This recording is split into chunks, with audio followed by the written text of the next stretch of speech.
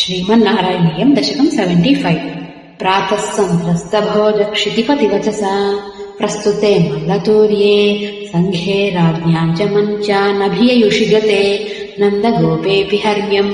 कंसे सौधादिरूढे त्वमपि सह बलः सानुगश्चारुवेषो रङ्गद्वारम् गतो भू उपितकुवलया पीडनागावलीढम् पापृष्ठा पेहि मार्गाद्रुतमिति वचसा निष्ठुरक्रुद्धबुद्धेः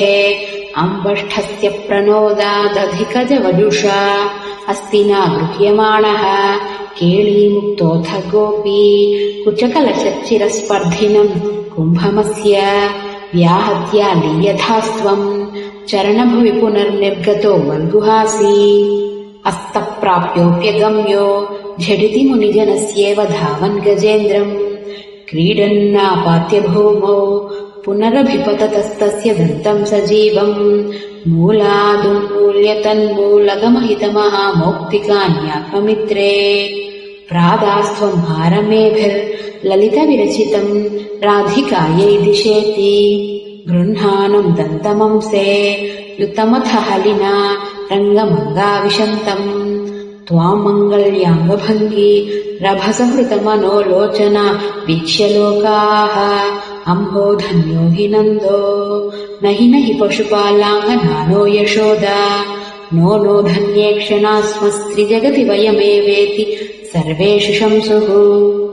पूर्णम् ब्रह्मैव साक्षान्निरवधि परमानन्द सान्द्रप्रकाशम् गोपेषु त्वम् व्यलासीर्न खलु बहुजनैस्तावदा वेदितो भूः दृष्ट्वा त्वाम् तदेदम् प्रथममुपगते पुण्यकाले जनौघाः पूर्णानन्दापि पापाः सरसमभिजगुस्त्वत्कृतानि स्मृतानि चाणूरो मल्लवीरस्तदनु नृपगिरा मुष्टिको मुष्टिशाली त्वाम् रामम् चाभिपेदे झटिति मिथो मुष्टिपातातिरूक्षम् उत्पातापातनाकर्षण विविधरणा न्यासताम् तत्र चित्रम् मृत्योः प्रागेव मल्लप्रभुरगमदयम् भूरिशो बन्धमोक्षान् आधिकष्टम् कुमारौ सुललितवपुषौ मल्लवीरौ कठोरौ न द्रक्ष्यामो व्रजामस्त्वरितमिति जने भाषमाणे तदानीम् चाणूरम् तम् करोद्ब्राह्मणविगलदसुम् पोथयामासि धोर्भ्याम् पिष्टो भून्मुष्टिकोऽपि द्रुतमथ हलिना नष्टशिष्टैर्दधावे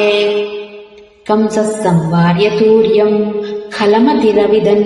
कार्यमार्यान् पितृंस्तान् आहन्तुम् व्याप्तमूर्तेस्तव च समसिषत् दूरमुत्सारणाय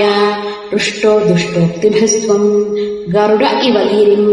मञ्चन्नुदञ्चत् खड्गव्यावल्गतुः सङ्ग्रहमपि च हठा प्राग्रहीरौटसेनिम् सद्यो निष्पिष्टसन्धिम् भुवि नरपतिमापात्य तस्योपरिष्टात् त्वय्यापात्ये तदैव त्वदुपरि पतितानाकिनाम् पुष्पवृष्टिः किम् ब्रूमस्तदानीम् सततमपि भिया त्वद्गतात्मा सभेजे सायुज्यम् तद्वथोत्थ परमपरमियम् वासना कालनेमेः तद्भ्रातृ नष्टपृष्ट्वा द्रुतमथ पितरो सन्नमनुग्रसेनम् कृत्वा राजानमुच्चैर्यदुकुलमखिलम् मोदयन् कामदानैः भक्तानामुत्तमम्